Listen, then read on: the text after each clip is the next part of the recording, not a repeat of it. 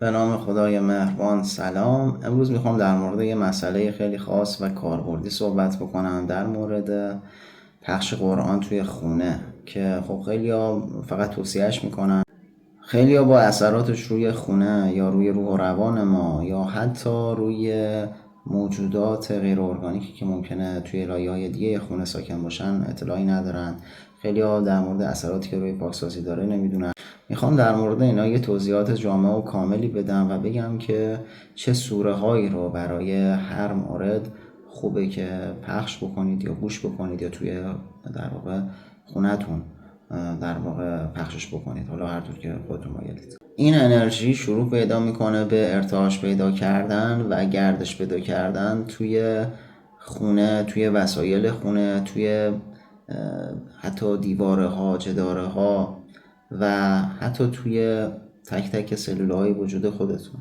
اولین اثرش پاکسازیه. همونجور که شما خونه رو جارو میزنید یا تمیز میکنید، گرد و غبارش میره، کثیفیاش میره، وقتی که توی خونه قرآن پخش میکنید، اون انرژی های منفی ناشی از دعواها، غمهاتون، افسردگی هاتون یا هر کلام منفی که اونجا گفته شده یا حتی حضور موجودات منفی توی خونه کاهش پیدا میکنه. قرآن در واقع مثل یه جارو برقی انرژیایی عمل میکنه، حالا خیلی پاکتر و مقدستر. خونه ای که مرتب داخلش قرآن پخش میشه یه نور خاصی توی اون خونه ایجاد میشه. این نور با اون انرژی هایی که یک سری افراد با چشم سوم توی خونه هاشون ملاحظه میکنن خیلی فرق میکنه و یه نور خاصی هست. حالا در موردش بیشتر توضیح میدم تو انتهای ویدیو. و این نور باعث میشه که خیلی موجودات تاریکی مزاحم و آزاردهنده اصلا نتونن توی اون محیط بمونن و یه جورایی اصلا سوخت نمیشن توسط اون نور و مجبور میشن که محیط رو ترک بکنن. یکی دیگه از اثرات پخش قرآن اینه که سلولهای بدن شما فرکانسش تنظیم میشه.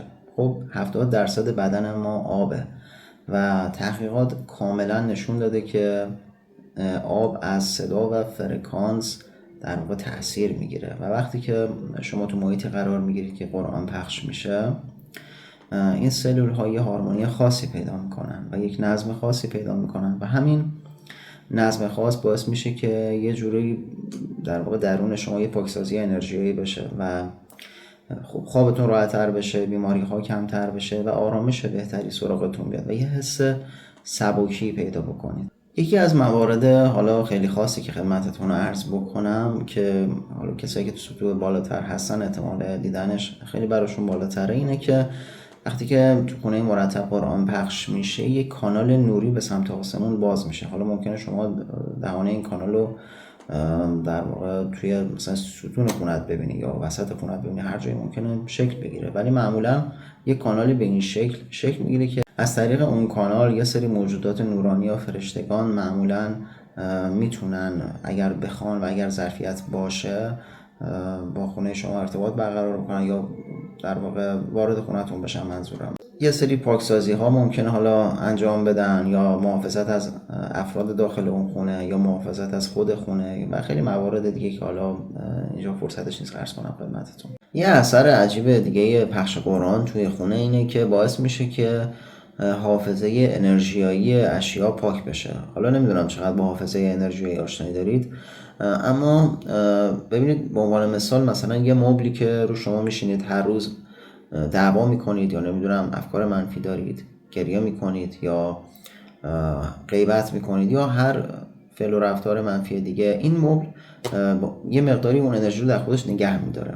یه خاصیت پخش قرآن اینه که وقتی توی خونه قرآن مرتب پخش میشه، این حافظه انرژی اشیا، حافظه های منفی، انرژی منفیشون پاک میشه و انرژی مثبت میگیرن، حتی فرش خونتون، نمیدونم حتی کابینت ها، هر چیزی.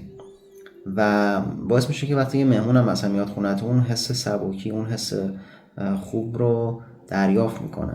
یه خاصیت خیلی خوب دیگه ای که پخش قرآن برای افرادی که برون فکنی یا پرواز روح انجام میدن داره اینه که کمک میکنه که محیط پاکتر بشه و انرژی خارهایی که به هر حال به یک سری افراد متصل هستن، اون انرژی خارها مقداری کنده بشن و فرد بتونه برون فکنی که انجام میده حالا یا کنترل بیشتری داشته باشه یا اینکه توی لایه‌های بهتر جهان اتفاق بیفته براش. یه چیز دیگه در مورد رزق و برکته. ببینید خونه‌هایی که توشون مرتب قرآن پخش میشه، انرژی و فرکانس فراوانی راحت‌تر میتونه تو اون خونه‌ها جریان پیدا بکنه و خونه‌ها دوستان توی رزق و برکت خیلی مهمن و خونه واقعا یه مکان مقدسیه، شاید اینو خیلی ندونن. و ببینید پول، برکت، نمیدونم نعمت، اینا همه یه فرکانس و انرژی هن و وقتی که در واقع خونه مرتب قرآن پخش میشه، پاکسازی میشه، این انرژی ها راحت تر میتونن وارد اون خونه بشن و اصطلاحاً برای اون افراد خیر و برکت بیشتر میشه و از لحاظ مالی هم کمک میکنه که انشالله اون فشارهای در واقع ناشی از فقر یا مشکلات مالی کمتر بشه انشالله. کسایی که حیوان خونگی دارن میتونن اینو تجربه بکنن که وقتی که قرآن پخش میشه اون حیوان خونگیشون خیلی آرومتر میشه. حالا سگی باشه کمتر پارس میکنه یا موجودات دیگه. چرا؟ چون حیوانات هم خیلی از لحاظ فرکانسی، یعنی گیرایی فرکانسیشون خیلی بالاست، خیلی درک اینجور مسائل رو دارن و ناخودآگاه ارتعاشات قرآن به خاطر اون نور و انرژی مثبتی که داره با وجودشون خیلی هماهنگ‌تره و باعث میشه که آرومتر بشن. یه نکته ظریفی هم این وسط هست، اینه که شما میتونید برای پخش قرآنتون یه نیت بذارید. خب اینو خیلی‌ها نمیدونن. شما مثلا میتونید به این نیت پخش قرآن انجام بدید برای سلامتی اعضای خونه و اون ارتعاشات ناخودآگاه اون جهتگیری رو پیدا میکنن و تو اون زمینه در واقع مؤثر واقع میشن. یه سوال خیلی مهم هست که افراد دارن، اینه که خب میزان بلندی صدا چقدر باشه؟ ببینید اگر که میخواید خودتون، یعنی برای بدن خودتون هم مؤثر واقع بشه، باید یه جوری باشه که یه مقداری به گوشتون برسه. خب ولی نه، اگر میخواید فقط برای خونه باشه، با یه صدای آروم و ملایم پخش بشه کافیه و نیازی نیست صدا رو بلند بکنید که بخواید اذیت بشه. چرا؟ چون اصولا قرآن رو باید با یه حس آرامش گوش داد تا اون اثر و اون انرژی ها بهتر دریافت بشه. پس با یه صدای راحت، نه اونقدر بلند نه اونقدر کم که در واقع شنیده نشه اصلا. اما بریم سراغ این بحث که چه سوره هایی چه انرژی هایی دارن و این بحث خیلی مهمه، چون خیلی موقع من میبینم افرادی مشکلی دارن ولی یه سوره متفاوتی رو دارن پخش میکنن که در واقع اثرات اون سوره برای اون موضوع نیست. کل قرآن نور رو خیلی در واقع اثرات خوب و خیر و برکت خودش رو داره، انرژی مثبت خودش رو داره، ارتعاش عالیش رو داره، ولی یه سری سوره ها تخصصی برای یه سری مسائل هستن دوستان. خب شما نمیتونید در واقع اینها رو با هم دیگه مخلوط بکنید و کلا خوب هر سوره رو پخش بکنید، ولی یه سری سوره یه سری اثرات خاص‌تر دارن که اگر اون قصد رو دارید باید اونا رو پخش کنید که الان خدمتتون عرض میکنم. بهترین سوره برای پاکسازی محیط و دور کردن موجودات تاریکی مزاحم سوره بقره هستش. این سوره ارتعاشش مثل یه سپر نوری و یک حفاظ قدرتمند برای خونه میشه و کلا خونه رو اصلا در بر میگیره و واقعا وقتی یه خونه سوره بقره در حال پخش شدن باشه داخلش، هیچ در واقع موجود تاریکی مزاحمی نمیتونه وارد اون خونه بشه و دور میکنه موجودات رو. پس اگر نیت پاکسازی دارید دوستان، باید سوره بقره پخش کنید، نه سوره‌های دیگه. سوره یاسین دوستان ارتعاش شفابخش داره. خب مثلا گرفتاری رو برطرف کنه، غم درونی رو برطرف میکنه یا بیماری ها، خصوصا سوره یاسین خیلی خوبه براش و سوره حمد البته برای بیماری ها اونم خیلی مناسبه و ارتعاشاتش یه جوریه که اصلا کلا کمک میکنه که سلولا بتونن راحت تر خودشون رو بازسازی کنن و حتی روحیه رو هم مجدد کمک میکنه که در واقع به فرد کمک بشه که روحیه‌اش رو بازیابی بکنه. پس برای این موارد اینا سوره یاسین میشه. سوره ملک که در واقع منظور همون ملک و پادشاهی و حاکمیت خداوند هست، برای در واقع آرامش قبل خواب کسایی که برون فکنی انجام میدن، حالا در حد رویا گردیش فعلا، اونا خیلی مهمه. کسایی که کابوس زیاد میبینن اونا سوره ملک رو بعد شب قبل خواب تو محیطی که اصلا پخش بشه، اینا براشون بسیار کمک کننده هستش. سوره های بعدی سوره های فلق و ناسه که خب خیلی کاربرد داره. اینا انرژی دفعی قوی دارن دوستان، جادو، نمیدونم چشم زخم، حسد، انرژی منفی، اینا رو از خونه بیرون میکنه. و معوذتین بهش میگن. یه جایی من گفتم معوذتین، منظورم سوره فلق و ناس هست. کسایی که مشکل رزق و برکت دارن باید سوره حمد پخش بشه. چرا؟ چون ارتعاش آغازین داره، ارتعاش برکت داره و کمک میکنه که رزق و روزی در واقع تو اون خونه انرژی فراوانی اصطلاحاً بهتر جریان پیدا بکنه. علاوه بر اینها کسایی که میخوان فضای خونه یک دست بشه، اونا میتونن از انرژی سوره توحید استفاده بکنن. خب همون قل هو اللهی که میگیم، اون انرژی برای انرژی توحیدی داره، خیلی انرژی یک دست کننده است و بعضیا مثلا خونه هاشون یه جوریه که یه اتاق بهتره، یه اتاق ضعیف‌تره، اینو باید با یک صدایی که به همه فضای خونه برسه اینا سوره توحید رو پخش بکنن.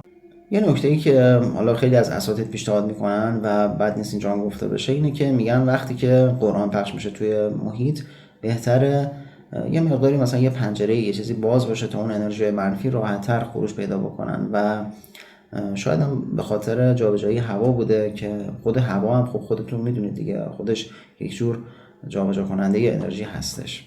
و دوستان، شمع یا عود برای پاکسازی خونه استفاده نکنید، خصوصا اگر هنوز چشم سومتون فعال نشده یا دید انرژیایی و درک حضور یا عدم حضور موجودات ندارید. از این قضیه استفاده نکنید. خیلی راحت، امن و بی خطر از قرآن میتونید استفاده بکنید تا انرژی خونه در واقع پاکسازی.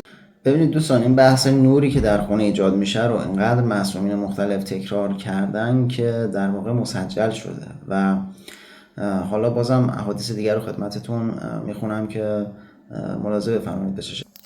خب پیامبر بزرگوارمون صلوات الله فرمودن که خونه های خودتون رو با تلاوت قرآن نورانی کنید، اونها رو مانند قبرستان قرار ندهید.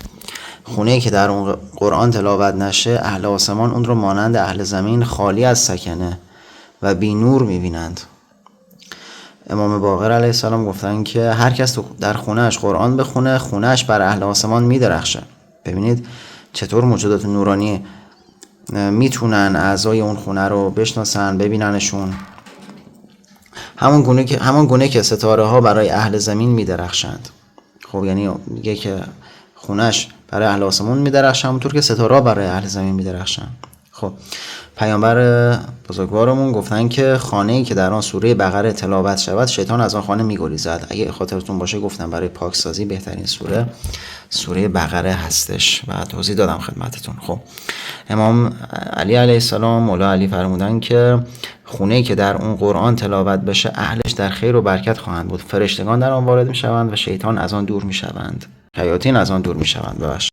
خب دوستان، من در واقع از روی مانیتور نشونتون دادم که خودتون منابعش هم ببینید، اگر خواستید بتونید تحقیق بکنید خودتون. ببینید دوستان، بزرگان همیشه گفتن که قرآن برای خونه مثل نفس کشیدن خونه است. همونجور که بدن ما بدون هوا در واقع نمیتونه دوام بیاره، سنگین میشه و از بین میره، خونه هم بدون قرآن خالی و سنگین میشه و اون انرژی خوب خودش رو از دست میده. انشالله که خونه هاتون سراسر نور و خیر و برکت باشه و خودتون هم همیشه تو سلامت و آرامش باشین. در پناه خداوند نور و صفا باشید. فعلا خدا نگهدار.